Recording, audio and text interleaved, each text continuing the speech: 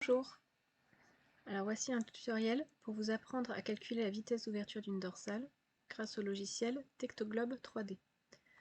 Dans Google, vous pouvez taper Tektoglob 3D et cliquer sur le premier lien Tektoglob 3D Académie de Nice. Pour éviter les ralentissements, vous pouvez augmenter ici la distance prise en compte par rapport au globe terrestre. Donc calculer la vitesse d'ouverture d'une dorsale, je vous propose de calculer la vitesse d'ouverture de la dorsale médio-indienne. C'est celle qui se situe ici au sud de la plaque arabique. On veut calculer la vitesse d'ouverture de cette dorsale médio-indienne. À quelle époque? Eh bien au Paléogène. On va considérer que le Paléogène s'étend de 60 millions d'années à 20 millions d'années, pour simplifier. Alors dans Tektoglob 3D, pour calculer la vitesse d'ouverture de cette dorsale médio-indienne, il va falloir que j'affiche l'âge des terrains.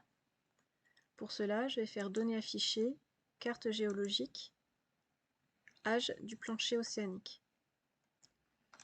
J'ai des bandes de couleurs qui apparaissent ici, et en bas dans le bandeau, j'ai la relation entre la couleur et ici l'âge de mes terrains. Alors calculer la vitesse d'ouverture d'une dorsale, c'est diviser la distance sur laquelle elle s'est ouverte par la durée que ça lui a pris pour s'ouvrir. Donc la vitesse, c'est d sur t. Donc la distance sur laquelle la dorsale s'est étendue entre 60 et 20 millions d'années, c'est donc ici entre le orange clair et le orange un peu plus foncé. Alors heureusement, quand on passe avec la souris sur les bandes, on voit l'âge des terrains.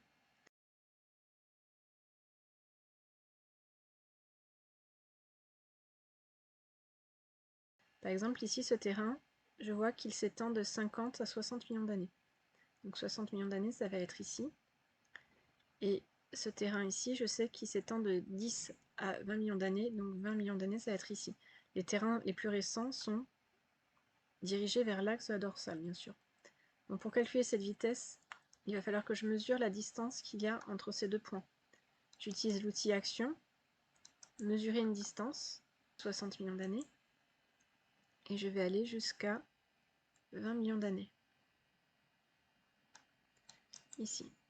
Donc j'ai placé deux points, et je sais que sur cette distance, j'ai 678 km.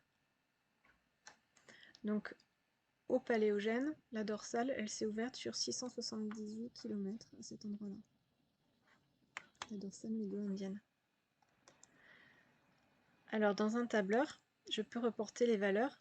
678 km, donc c'est la distance d'ouverture, 678 km, ce qui équivaut, si je le traduis en centimètres, à 67 800 000 cm. Et le temps, eh bien c'est le Paléogène, donc on a considéré qu'il s'étendait de 60 millions d'années à 20 millions d'années. Donc en gros, le Paléogène, il a duré 40 millions d'années. 60 moins 20 égale 40. Donc pour calculer la vitesse d'ouverture de la dorsale, V égale D sur T, donc je divise D sur T.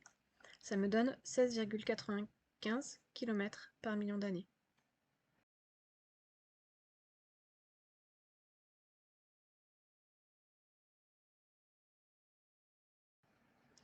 Si je veux l'exprimer en centimètres par an, donc je vais multiplier mes 678 km par 1000 pour passer des kilomètres en mètres et par 100 pour passer des mètres en centimètres. Pour passer des millions d'années en années, ben je vais multiplier par 1 million. Donc ici, mes 16,95 km par million d'années, ça correspond à 1,695 cm par an.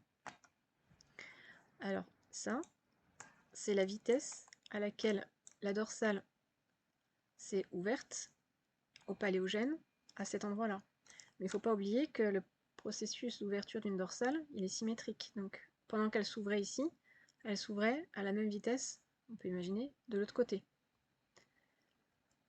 Alors, il faudrait, pour être exact, multiplier donc la vitesse que nous avons trouvée par 2. Donc ici, la vitesse 16,95 Je la multiplie par 2 et je trouve donc une vitesse totale d'ouverture de ma dorsale de 33,9 km par million d'années, ce qui équivaut à 3,39 cm par an.